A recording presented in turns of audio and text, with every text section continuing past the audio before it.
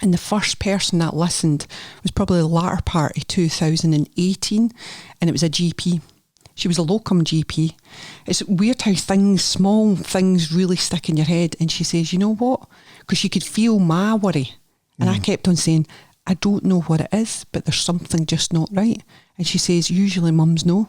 It's a mother's instinct. It's just, you just know, but you've not got the knowledge. You don't know anything at all. And she says, you know what? We'll do some tests. So that's when she done stool sample, bloods. Yeah. She went, it could be he's lactose intolerant. It could be, because George's symptoms was vomiting and abdominal pain.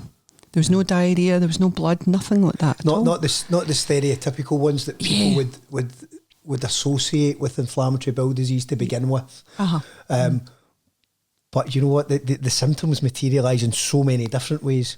Bizarre. That people, and probably GPs as well, wouldn't recognise right away.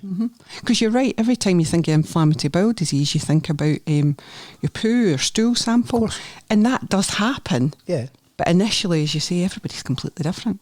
So George was vomiting and abdominal pain, and she listened, and I felt, right, I'm going to get somewhere. So that day, me being responsive, went away. I was like, it's gluten, we're taking lactose, we're taking everything out of his diet, and he's looking at me going, but I like a biscuit and I like a cake, Mum, you know.